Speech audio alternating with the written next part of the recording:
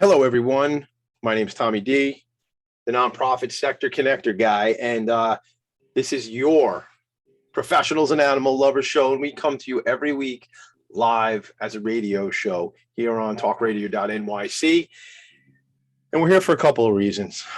I'll tell you, I feel so mellow. I was all high strung like 6 minutes ago, and then our theme song starts, and I start to become so zen and chill. I'm just kidding. I'm still Tommy D. I am frenzied. Here we go again.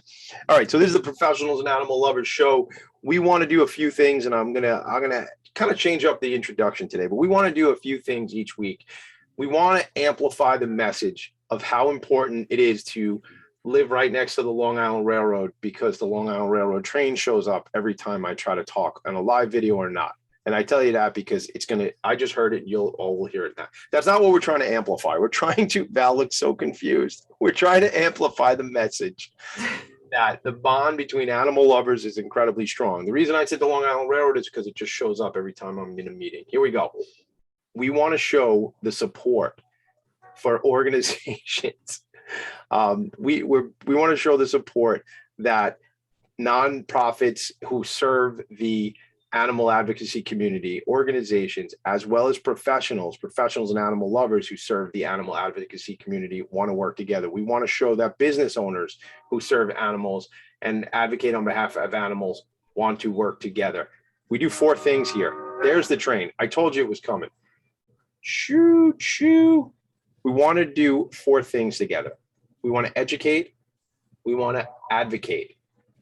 We want to accelerate. And ultimately, we want to activate.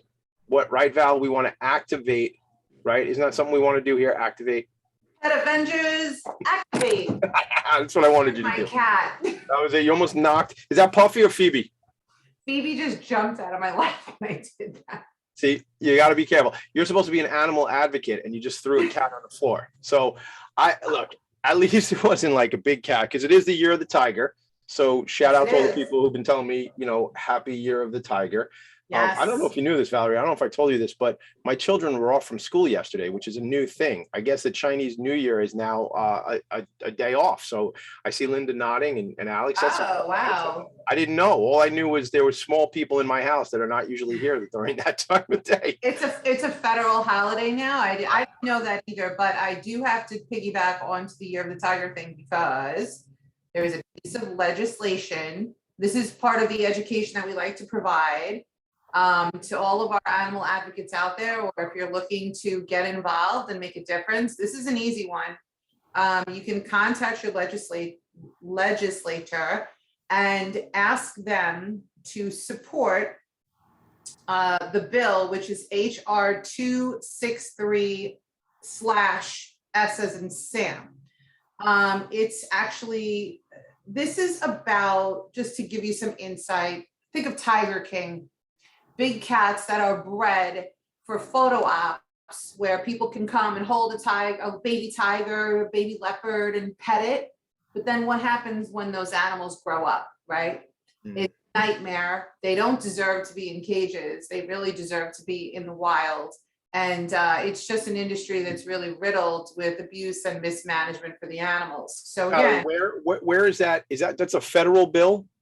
Yes. Because I'd like to share with people a way. We'll share that on Facebook for those listening in on Facebook, so they can check that out. Give me the number again, if you could. The number, it's called the Big Cat Public Safety Act, HR 263/S as in Sam. And this will prohibit public contact with big cats of any age, and will ban private possession of big cats, protecting them from cruelty and abuse.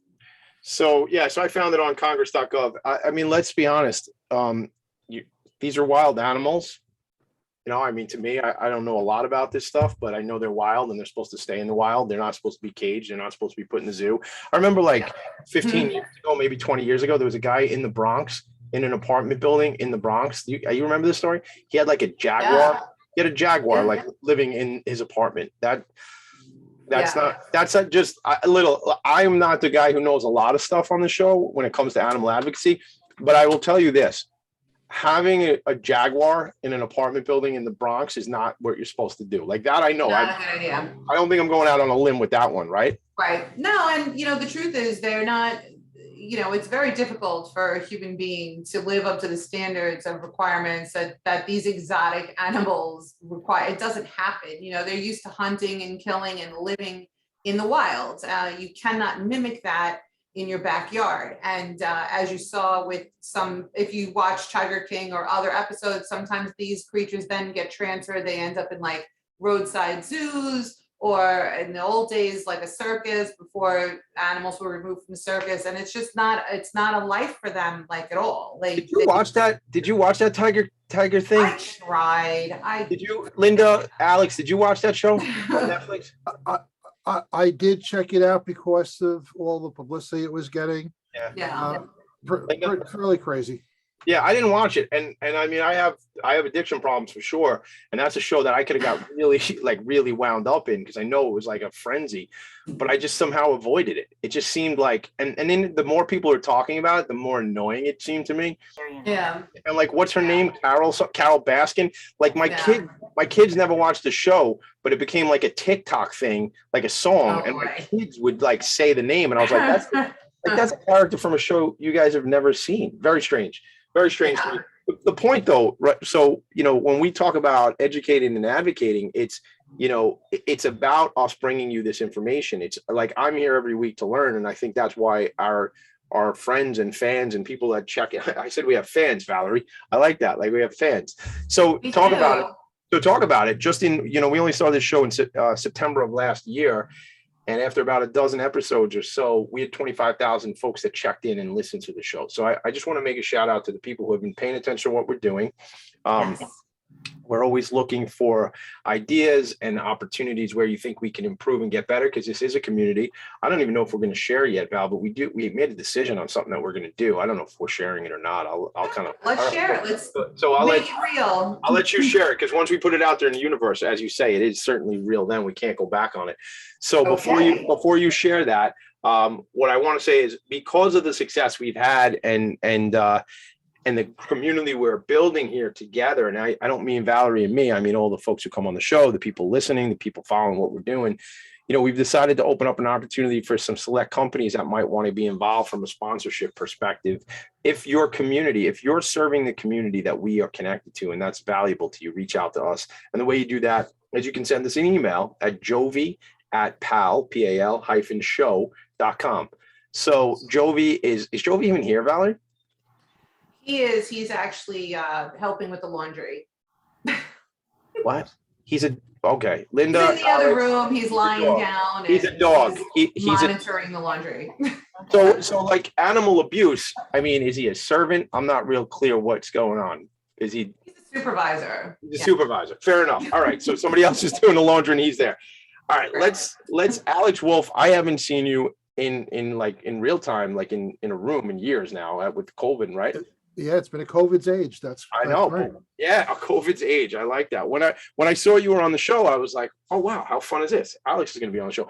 Now Alex Wolff is here. Linda Herskowitz is here, and Alex's real name is Wolff. And we didn't just bring him on the show because his name is Wolff. I say that because I don't want people to change their name to something else and think they're going to get on the show. Like, yes. You know what I'm trying to say? There was a lot of people that were about to do that. There was might have been one. There might have been somebody that was going to do this. So Val, do you have anything else we want to educate people on real quick before I bring Alex and Linda into this conversation? I really have just two quick shout outs, and they're both to prior guests. So one of them is John Devereaux, who is a certified pet nutritionist and who shared a lot of great information. Now we have a senior dog. He's technically a senior. He's like 10 something years old. And we took one of her recipes that she was, very proud of. It's a bone broth recipe for dogs. And we just started giving this to him once a day, like a teaspoon a day, whatever, about 2 months ago. The difference in his behavior, like his agility, we have a huge flight of stairs. It's like 17 stairs. Sometimes he goes up halfway and then he starts barking. Like I say, he's calling the elevator. Sometimes he doesn't even go at all up the stairs and he just sits at the bottom and barks like, can somebody, come get me kind of a thing. He has stopped doing that. He's going up and down the stairs every day on his own volition. I don't even have to think about that anymore. How long has he been on this bone broth regimen? About 2 months, I would say, ever since we had her on the show. Literally the next day we made the bone broth recipe for him.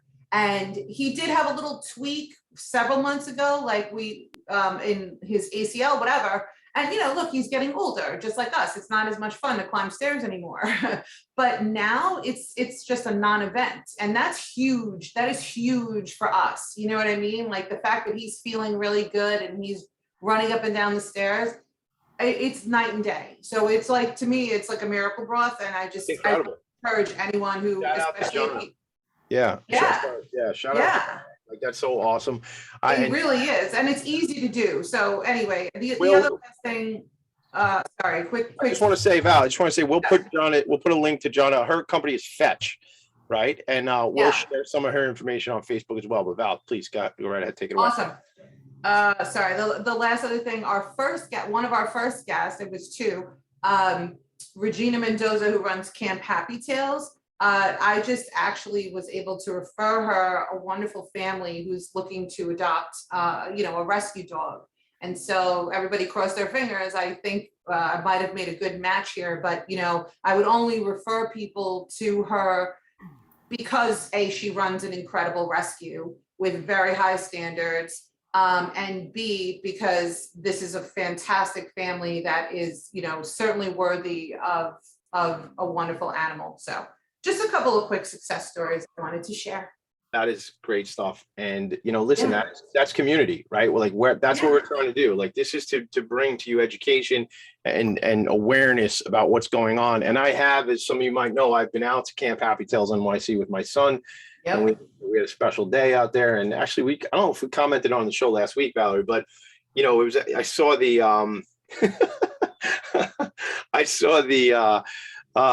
the snow plows out there in the backyard and all the stuff, because if you're in Queens and or if you're on Long Island for that matter, and you're looking to rescue an animal. And I will tell you, we were close with rescuing a couple of the dogs out there, much to the disappointment of my children. But I just think we weren't ready.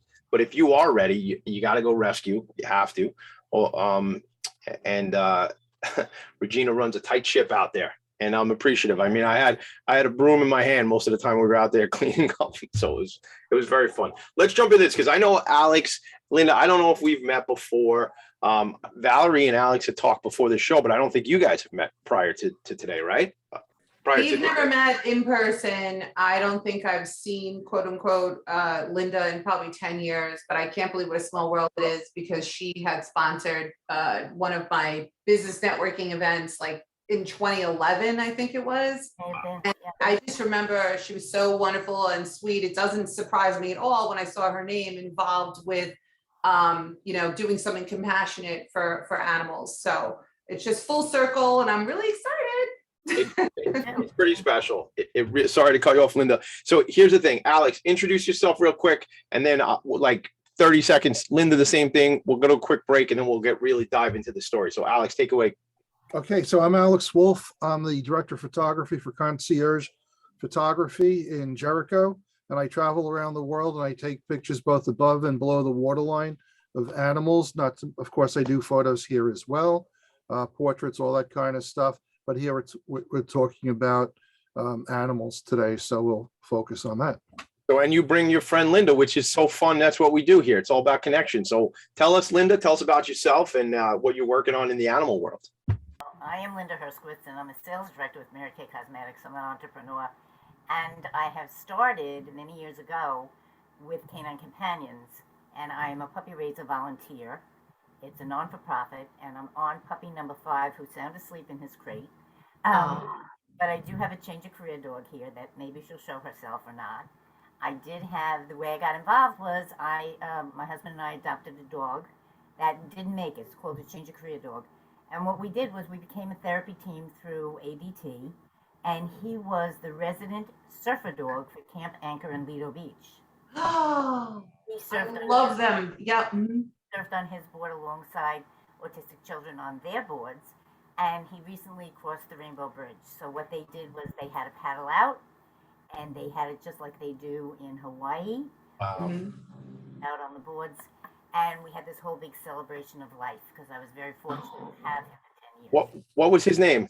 His name was Norm, Norm, Uh, and actually that paddle out generated $6,000 worth of donations to Canine. That's amazing. That's incredible. Amazing. That's Yeah. incredible. We are going to take a quick break, but I will tell you this. I know Camp Anchor very well. My cousin Linda, who's passed on, was very involved with Anchor. Our family foundation, Lindy Lou Foundation, has supported the drama Mhm. program down at Anchor for Oh, many, okay. many years. Yeah, the drama program is very special with Sandy and team down there. So we know that organization. So that's awesome. I wish I had met Norm, but I didn't. So you'll have to tell us a story. This is the Professionals and Animal Lovers show. We will be back. Well, what are we going to be doing? We'll be back. Yeah, that was woo. A lot of caffeine in this body right now. We'll be right back. We got a lot to talk about. This is the Professionals and Animal Lovers show. Right back. Are you a business owner? Do you want to be a business owner? Do you work with business owners? Hi, I'm Stephen Fry, your small and medium-sized business or SMB guy, and I'm the host of the new show, Always Friday. While I love to have fun on my show, we take those Friday feelings of freedom and clarity to discuss popular topics on the minds of SMBs today. Please join me and my various special guests on Friday at 11 a.m. on talkradio.nyc. Are you a conscious co-creator? Are you on a quest to raise your vibration and your consciousness? I'm Sam Leibowitz, your conscious consultant. And on my show, The Conscious Consultant Hour, Awakening Humanity, we will touch upon all these topics and more. Listen live at our new time on Thursdays at 12 noon Eastern Time. That's The Conscious Consultant Hour, Awakening Humanity, Thursdays, 12 noon on talkradio.nyc.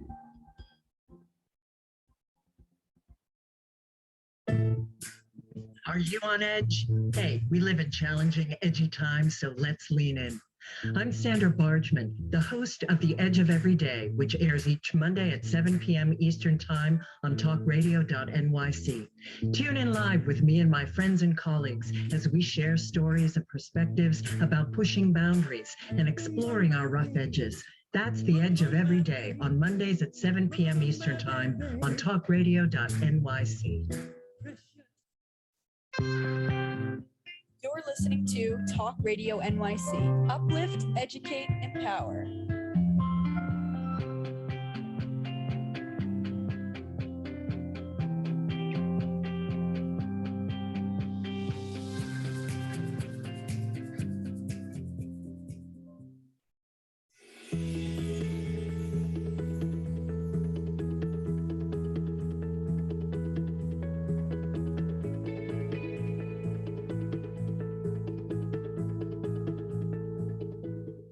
And we are back with the Professionals and Animal Lovers show. Welcome to the show. Concierge Photography, head photographer Alex Wolff is here.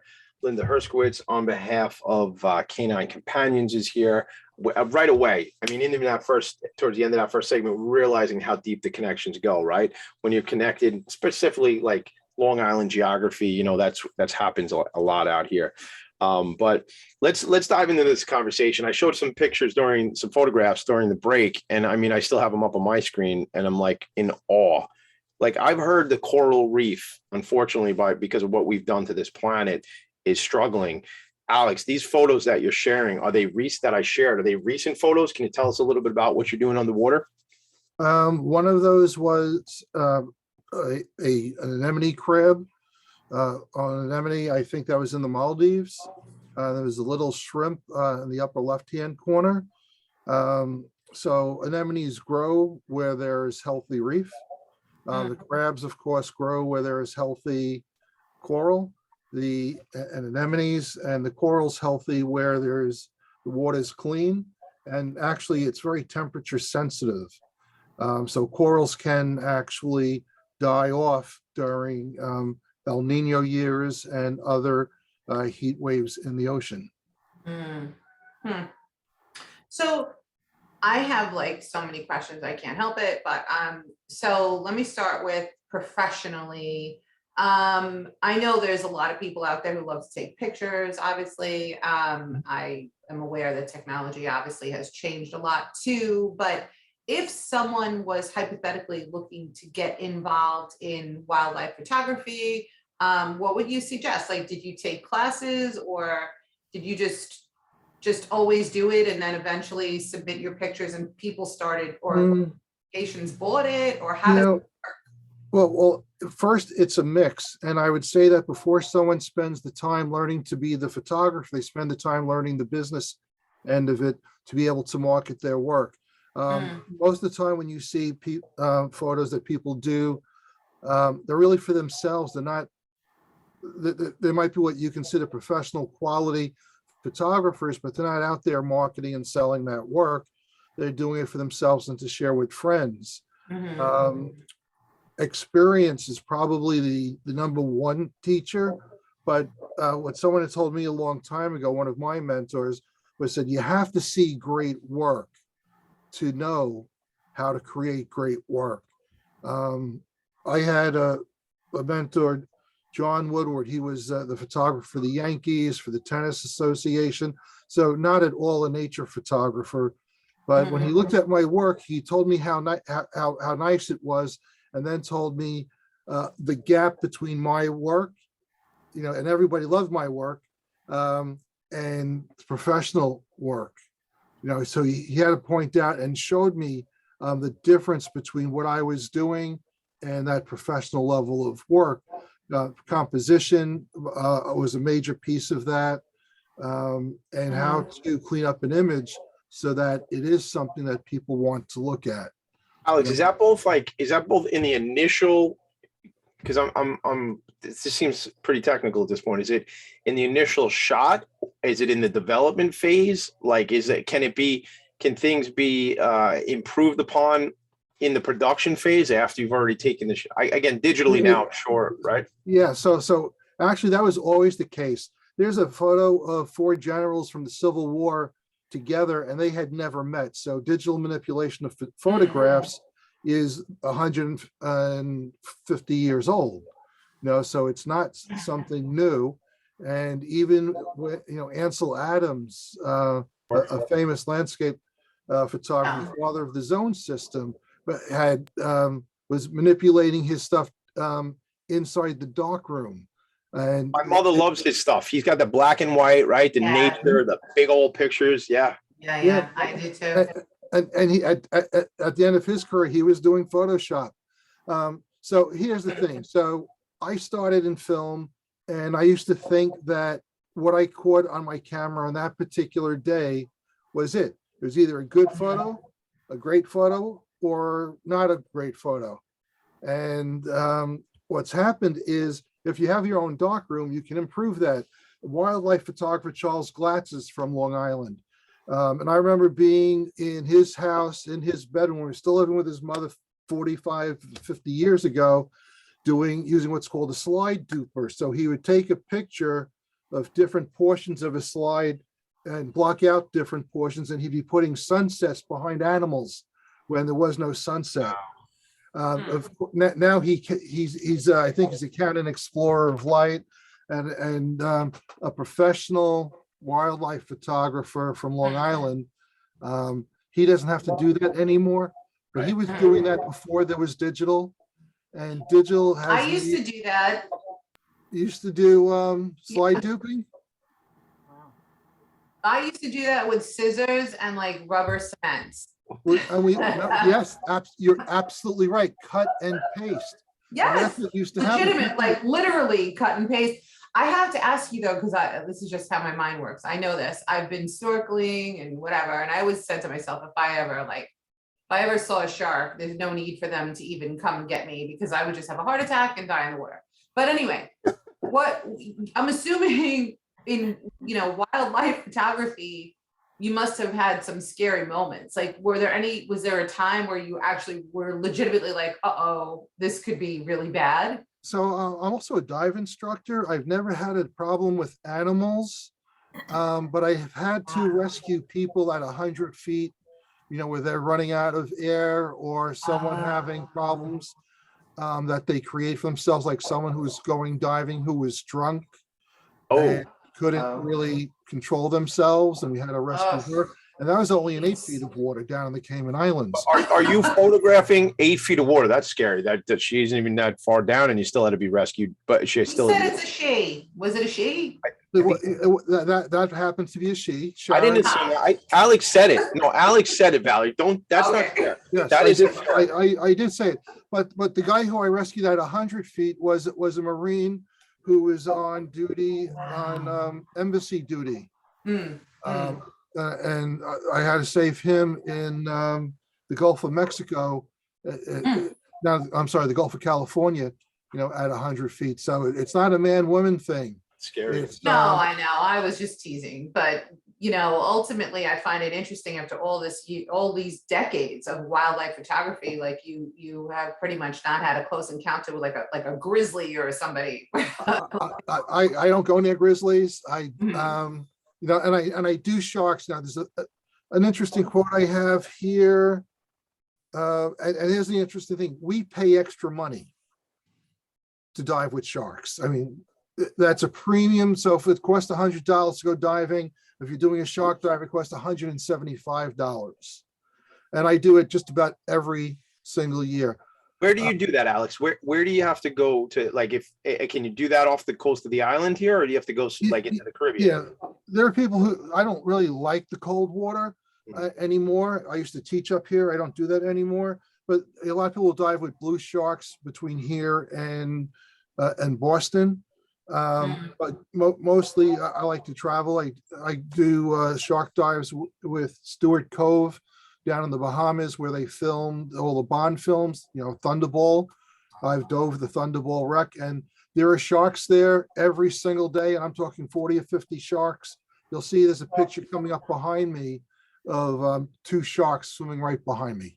What kinds? What kinds? Those were Caribbean reef sharks and nurse sharks, but occasionally there are other types of ocean sharks that show up as well. Alex, And shout you're out your not website. nervous? I'm sorry. No, I just want to hear, because Alex is talking about the pictures behind him, and if somebody's just listening in, they're not going to see this. So, Yeah. Alex, Yeah. your website, I'll share it on Facebook, but shout it out for us, please. Well, my website's concierge-photography.com, but to see my photographs is really a different link I'll post a couple of links in there. And the video that's playing behind me, you could see on YouTube. So I have some stuff of yours, so I'll share something that I have on Yeah. Facebook.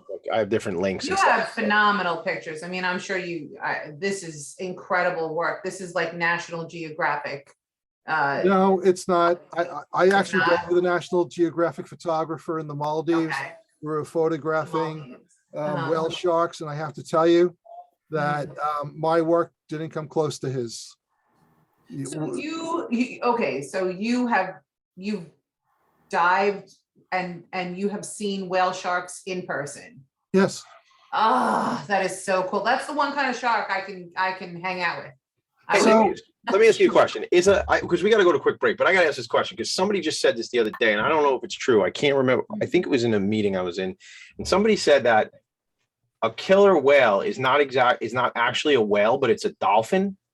Is anybody? Well, the cetaceans, they're all in the whale family. It's just a different family of whale. Yeah, you have toothed whales, and you have baleen whales, blue whales, the big giants, humpback whales that we mostly see. I'm going to go photograph them again in Dominican Republic in 2 weeks.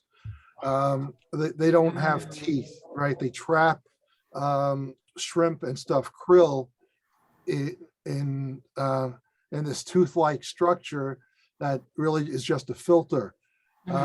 Dolphins are toothed whales or beaked whales, as are killer whales. So it's just, it's scientific taxonomy that there's things that group different things together, and tooth versus baleen are 2 things that separate one kind of whale, one big portion of whales from another portion of whales.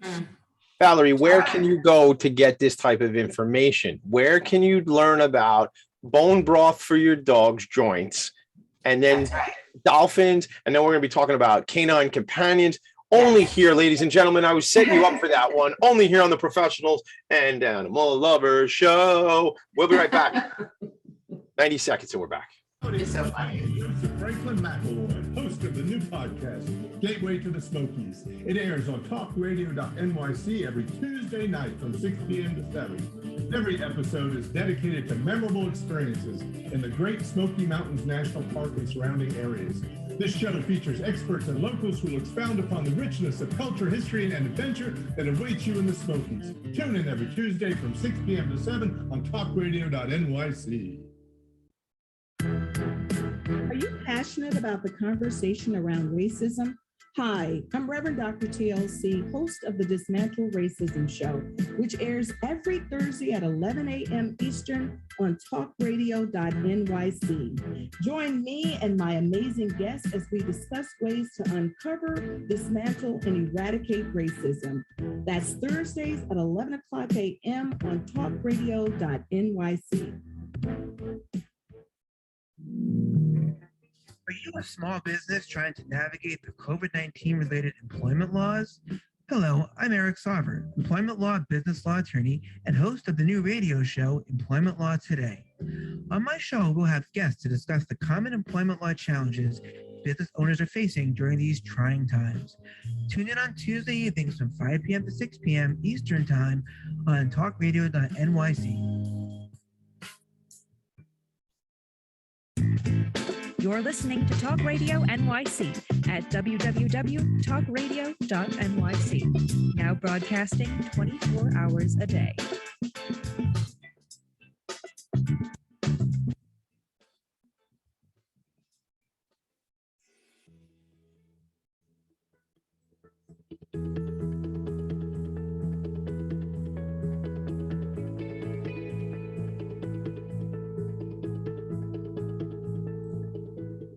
Okay, we are back. Oh no, Tommy, you've got me trying to sing too. Welcome to the show. Okay, so this is the Professional and Animal Lovers Show. Before I forget, really quickly, I did want to finish off the announcement that Tommy and I were gearing up for, which is we have decided to create our very first events this year. So later in 2022, it's going to be late October, early November. We haven't put the date yet. We are going to host something that we're going to call the Possum Awards. Possum. So we're going to have some honorees. We're going to choose some people that are just doing great things for animals. And, you know, the whole point of the show is to highlight those people and amplify their stories. But we hope that you can join us in support of some, you know, great advocates and compassionate people. And we'll get you all the details when we have them. So very excited. Yay. Linda, you didn't bring pom-poms? I did. Oh, you did? Oh, Oh, yes, she really yes, does have yes, What the Linda, heck? yes. What a party. What a party. Yeah. We haven't seen each other in over 10 years, and we both knew to bring our pom-poms. Amazing, That's amazing. connection, man. That's connection. Like my soulmate. But so here's the point, right? It does not shock me at all that Linda is involved with a phenomenal not-for-profit that and she's helping animals and people. But so here's the theory, like, we want to highlight these people because let's say, you know, you're interested in, you need more makeup, like, you know, you haven't purchased makeup in a while, or maybe you're just not happy with your makeup or whatever. Like, so Linda, who works with Mary Kay, is a consultant. She's been doing it for a long time. My point is this: why not give someone who's compassionate to the animals and who's out there doing good things to help her community? Why not give her the shot versus just flying blind and going to the mall or ordering something online? Why not support people in business who are like Alex, who's also donating his time and services, taking pictures of these animals to help them, you know, get exposure, no pun intended, exposure. You know, I like this. This is what we're trying to do. So Linda, without any further ado, I'm all excited. Please tell us about companion animals, what you do for them, and how their programs are. Okay, absolutely. Well, I am Linda Herskowitz, and I am a volunteer for Canine Companions out in Medford. I'm also a puppy raiser, which is a huge honor and privilege. None of us feel like we're entitled. Things have been going along well.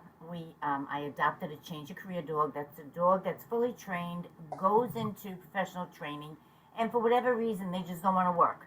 They'd rather not do what needs to be done, and they'd rather be a pet. So fortunately, my husband and I adopted him.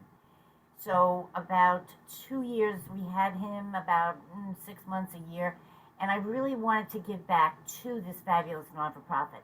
So I asked my vet, I said, do you think I'd be a good puppy raiser? And he said, I really do. So we picked up our first puppy, Zindel the second. It's an interview process.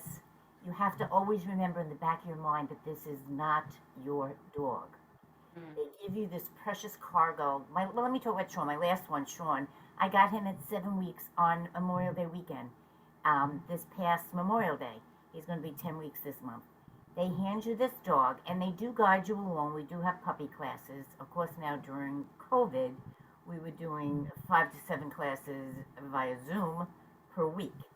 But you need to teach them 30 commands. We're not trainers, we're volunteer puppy raisers. You need to teach them 30 commands, and you need to socialize them. And they have to be a dog that they're bred. They're bred to be service dogs. Well, so after about 18 months of all the blood, sweat, and tears, and the volunteer puppy raiser absorbs the cost. Yes, I have. The answer to that is yes. You know, Vinny. So I asked Linda in the chat. My cousin, his son has a companion dog from Canine Companions named Vinny. You know that dog? I do. Did you raise him? No, I did not. Okay. I'll go through the process of what I raised. They are handing you a $50,000 dog. Wow. We keep them 17 to 19 months, teach them the 30 commands, make sure that they're socialized, and we play with them also. It's not just all work. And then they go to professional training out in Medford for 6 to 9 months. If they are slotted to be a hearing dog, which I seem to think this puppy that I'm now raising may be because he's very sound sensitive, they will either go to California or they will go to Florida. There's only 3 instructors throughout the entire organization that are capable and qualified to train hearing dogs. Wow. What about breeds, Linda? Are there specific breeds? I mean, they labs. They look like labs. Labrador retrievers and golden retrievers or crosses. I have a cross right now. So I'm sorry, can you just back up for 1 second? These animals that are being trained to be service animals, what types of services are they providing? So you mentioned one, hearing service. Yeah, and I have a cheat sheet so I don't forget. Someone that needs total assistance, someone that's deaf, someone that has PTSD, someone that has a physical disability, someone that may have autism. You know, when you go to a mall and you see a kid having a meltdown, you glare at the person that's with them. Usually, if they have a dog, people stare at the dog. If a child goes into the mall in a wheelchair, they no longer look at the child, they look at the dog. And some of the things that the dogs can do would be open a door and drawer. They will pull a laundry basket and get paid not minimum wage. Push with their nose to shut a drawer. They also have the capabilities of picking up a credit card from the floor and handing it to a merchant. Wow. So at the end of the day, you have to turn them in. You have to let them go. That's hard. It's hard. It's a very emotional process, but it's a very rewarding process. Are they always working, Linda? Like while you're raising this puppy, see, because that's what I wonder. Like, so you see, that's got to be, and this is what I think you're setting up for is like after 18 months, it's not your dog anymore. So, but it's not always working. So it's family. You got it as a puppy, right? It was 10 weeks old. This thing. Yeah. So that's got to be tough to let That's the dog. so hard. We also have play dates. We have puppy play dates. Yeah. They get to play with, as opposed to a guide dogs. Guide dogs are not allowed to play with a ball, obviously. We teach them fetch, we teach them to interact with each other, and we teach them a lot of things.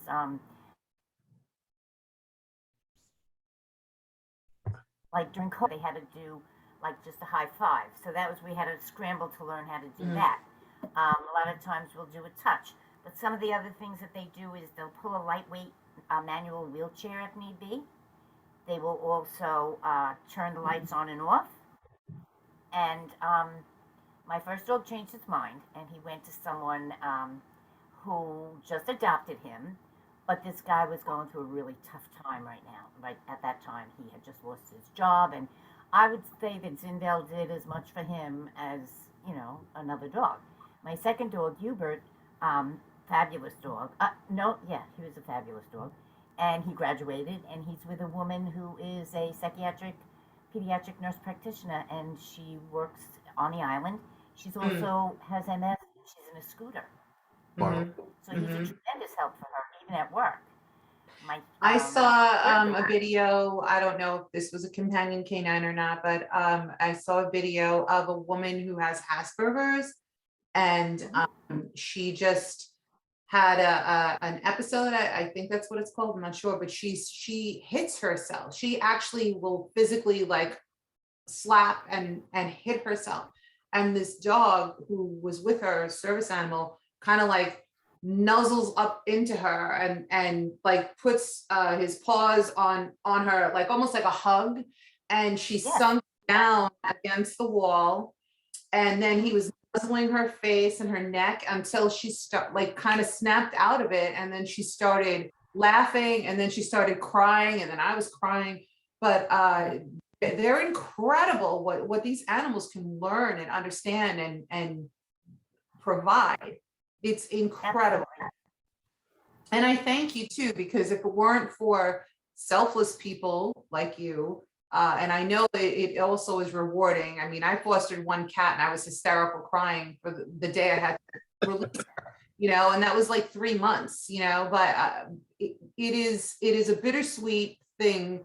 It's very difficult. And I'm sure that there's not a lot of people who are willing to commit the time, B, you know, willing to commit the emotional investment, knowing that you're going to, you know, release this beautiful animal from your care. Hard. I don't know if I could do it. I'm just being honest. Alex met Hubert, and Alex met Jay, which was my next graduate. And Norm as well. Norm, of course you knew Norm. Everybody knows Norm. You can go online. Norm! It's like when you go to Cheers. Yeah, Norm. Yeah, absolutely. And so Alex, you participate and you take pictures of these animals, and it helps fundraise for this great organization, or It helps fundraise, it helps get publicity. The organization does something every September called Dog Fest. So I think one year for Christmas, I went to the Medford Center. I don't know if that was Christmas or what that was. It was Christmas. And I photographed dogs at a couple of Dog Fests where, in addition to photographing the dogs for canine companions at Dog Fest, held over at Arches in over by Comac, people bring their own dogs. So as a fundraiser, we do dog portraits, and the money goes directly to canine companions. And our dog now is at Marjorie Post Park, and that will be in September. Oh, Massapequa. The different type of dogs, it's not just total service dogs. They're an assistance dog, which means the person, the recipient, either can't take care of the dog or they're younger than 18. We also have facility dogs that would go into rehabs. And we also have the criminal justice dogs. We have 2 at the Nassau DA, and we have 2 in the Suffolk DA. And they are used to calm people down. Those that are going to testify, the jury does not see that the dog is there, but the dog is made to have the person be calm when they're doing testimony. Wow.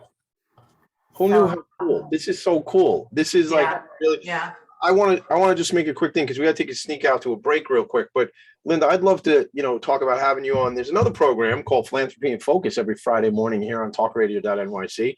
And I just happen to be the host of that show. I would love to talk to you about having you or somebody from Canine Companions come on the show and tell the story even in more depth.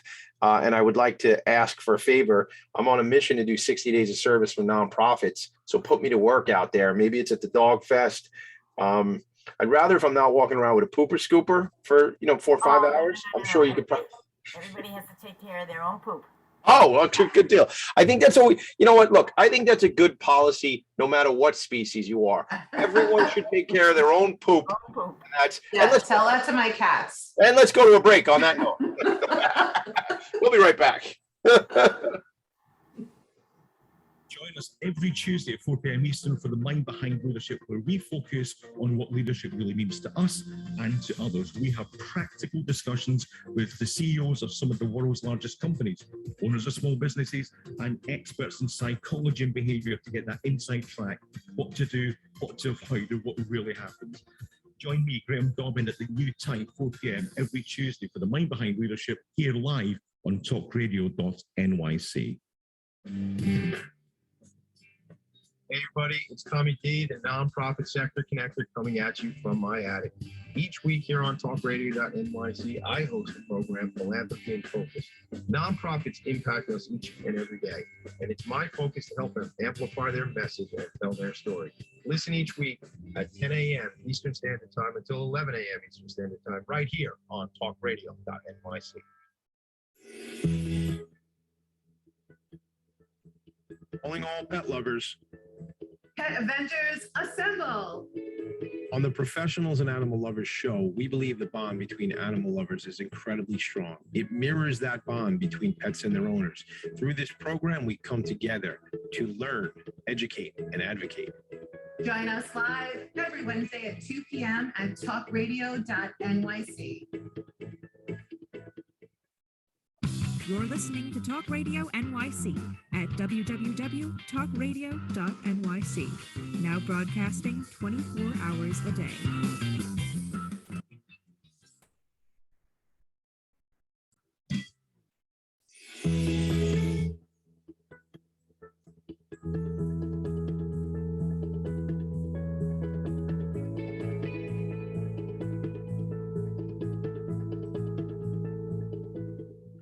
Should we do a duet? Should we sing like "Welcome Back to the Show" together?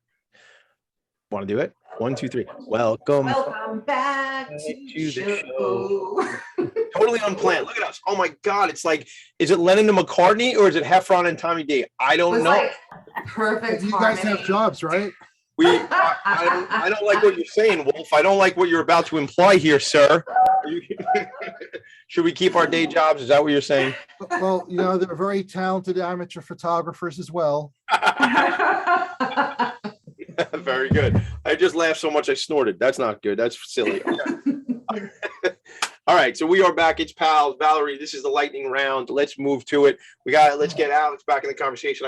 Linda and I were chatting during the break in the chat room here, and she's got something poignant she's going to share with us towards the end. But why don't you take us home, Valerie? So in an effort to also improve myself, I think a lot of people are a work in progress, right? Not only are we trying to patronize and provide our consumer dollars to places and people who support animal welfare, or like what Linda's doing and what Alex is doing, I need to mention two things. One, my husband and I are starting our journey to significantly reduce our meat intake. And I will say I've been finding a lot of delicious things to eat that are plant-based. Impossible chicken is definitely one of them. Although I made a vegan mushroom bolognese last night, which was terrible. Very disappointed in that. And I just want to encourage people to try and find different ways and different avenues to, really be conscious of your consumer choices, because that is what's that? I got two comments on that. I'm sorry. I thought you were finished. I want to comment on that. Well, that is what drives markets, and there is a huge uptick in people who are going vegetarian or vegan. And I'm not saying you have to, but what I am saying is, like, even if you do meatless Mondays, or even if you're doing meatless versions of meals 2 days a week, big picture, it's a very large impact if everyone did that. And for what it's worth, I keep hearing from different doctors that it's the only diet, the vegan diet, plant-based, that can reverse heart disease. So that's huge. We'll probably have to cover that in an upcoming show. We totally should have like a cardiologist who's like really on that vegan, vegetarian, like plant life. I think I have the perfect person from Long Island, actually. And yeah, it's a real thing. And, there's a lot of people whose family histories include cardiac issues, cardiology issues, congestive heart failure, all of that. So I don't want to, dig too deep on this, but for example, when we do our event, one of the criteria is that whatever venue we choose, we'll have to have some plant-based options, because I know there's a lot of people like John DiLeonardo or whoever that's all they eat. So we want to support them that way too. I think that's awesome. I think it's great. Linda, I want a catalog because I need lipstick. Oh, there you go. Buy from people who are supporting. We're supporting. Very And good. remember, fish are friends, not food. Yes, I think Nemo told us that, right? Yes, and we do have pictures of Nemo coming. He's a clownfish. Was he a clownfish? I think actually an anemone fish, which is in the clownfish family. But I couldn't tell you how you differentiate between the two. That's more science than I'm willing to pursue. One of the reasons why I do the photography and why I want to be on the show is, the point that I like to make with this is that education, you don't protect something you don't know about.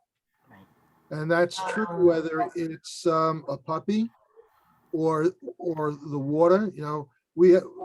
We have clean water because people have realized that when you pollute the water, you kill a fish and actually you bring that into it towards yourself. So in that circle of life, anything you protect is really in the end protecting yourself. And you need to know, oh, there's that anemone fish if you got the video. Oh my God, right there. Yeah, if you're checking it out right now behind Alex, you see on my shoulder. Now, let me ask you a question. I think Ellen did an incredible job in that movie when she was like, what was her name? Dory. Like, have you seen the movie, guys? It's yes. Okay, good. Anyway, I'll it's a great movie. It's a great movie. But Ellen DeGeneres is very funny. Like I'm telling you, like this just came out. The movie's been out like 30 years, and I'm like, hey, news story, like news flash. Just keep swimming. Just keep swimming. She was funny. She was funny in that movie. So one quick thing about about the meatless situation that you're talking about. Last night, shout out to a restaurant. I didn't know I was going to do this right in my neighborhood here called Choppers. And they're a burger spot, but I got the vegan chili cheese fries, and like the chili, like if I didn't look down, I wouldn't have known. I was really hungry, but I wouldn't have known if there was chopped meat in there or not. It was just like beans and chickpeas and stuff like that. It was perfect. So that was good. And then I actually recently just made a new connection with somebody, and I mentioned, I'm trying to eat less meat, and he owns a butcher shop. And he said, well, the thing about it is you don't need to eat less meat. You need to eat better meat, which is more expensive, which means you'll end up eating less meat.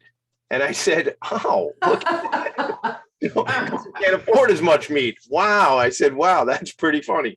Shrinkflation. You told me about that shrinkflation. Yeah. I have to say though that it is incredible. This is my word of the year, right? I think you and I have spoken to this in prior years where we choose one word for the year. I think you chose elevate one year, and that's good. Yeah. But my word of the year is ripple. There's so many little ripple effects that have already occurred from the show. I mentioned a couple in the beginning, but this is just another one because it's been a while. And when you're surrounded with animal lovers, there's all different degrees of, involvement, advocacy, whatever. But quite a few of my animal loving friends have been making the case to, involve more plant-based things. And it's tough to argue. It's tough to argue, like, I love animals, but here's a big fat steak on my plate. You know what I mean? So yeah, it seems counterintuitive. It doesn't make a whole lot of sense. It doesn't. And then when you involve the health element, like people normally will go to a vegetarian or plant-based diet for two reasons. It's either health, and their doctor is telling them you need to go this route, or B, it's because of a humane, compassionate component, and sometimes it's both. But ultimately, I guess what I'm just trying to say is that this show it's having a tremendous impact on a lot of people, including us. No doubt. So, and Linda, I'm so grateful for the fact that Alex brought you into this show, because what you're doing deserves to be spotlighted and highlighted. You know, I'm so grateful to you for what you're doing for the animals. So Linda, tell us, Linda, I know you wanted to read something for us, and I'm only pushing because we're running out of time. So you wanted to read something from a graduate from the program, or somebody, a recipient of one of the pups. Can you do that quick so we can make sure we get it in? I will. Okay. This is written by a graduate. While I was hoping for a miracle and something to make my life better, a canine companion's puppy raiser was having sleepless nights as she housebroke a puppy. While I was filling out the papers and waiting for my name to come up on the list, she was taking a puppy to classes and socializing a puppy to the world. When I was called for team training and planning a trip, she was hopeful the puppy would pass tests so it could be there too. While I traveled to meet my new partner, she was praying that her puppy would make a placement. When I was nervous and waiting to see what dog would become my arms and legs, she was nervous and waiting to know if all her hard work had paid off. At graduation, when I was excited to leave with my new independence, she was saying goodbye. Well, it's time. Sorry. When I was at home with my new service dog, snuggled with me in bed, she was at home trying to ignore the empty spot where he used to be. When she thought she was alone and feeling her loss, we were thinking of her and carrying her love in our hearts. It's a very emotional journey. Yes. The nicest thing is when you have a graduate, it gives that person so much more independence. And that's what makes it so worthwhile. That is Bless you, Linda. The dog makes the decision. It's incredibly special because I choose to only cry once a month on this show. We have to fade to black pretty soon, so you can't see. And I'm going to get all mushy right now. This is your Professionals and Animal Lovers show. Alex Wolff was here. Linda Herskowitz is here. We'll have to have you back on the show, because the one thing about this show is we always run out of time before we run out of stuff to say, which is kind of my life. Valerie Heffron, my partner in this particular operation, I appreciate you. I appreciate your vision. I will leave you all with this, and we will see you next week at 2:00 Eastern time on PALS. But I leave you with this. In his total commitment to nonviolence, Gandhi always included the animals by stating the greatness of a nation and its moral progress can be judged by the way its animals are treated. Yay, Gandhi. Amen. Bless you, Linda. Bless you. Thank you so much. Thank you, Alex. Make it a great day. Thank you, Alex. Thank you.